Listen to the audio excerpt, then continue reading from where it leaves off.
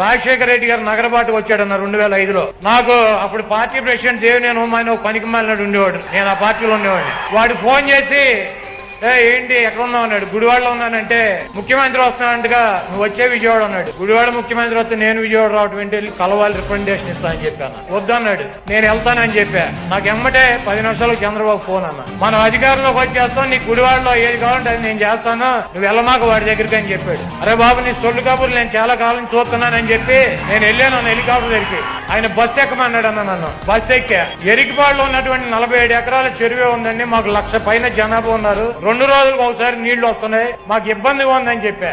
ఈ గుడివాడ ప్రజలకు 106 ఎకరాల్లో స్థలం కొని ట్యాంకు తవ్వి పంప్ హౌస్ కట్టి ఈ రోజు దాటి తీరుతున్నటువంటి మహానుభావుడు రాజశేఖర రెడ్డి గారు. నా రాజకీయ ప్రత్యర్థినైనా శత్రువునైనా ఓడించాలనుకుంటానే కానీ మీ నాయకుడిలాగా వాళ్ళ నాశనం కోరుకోనయ్యా.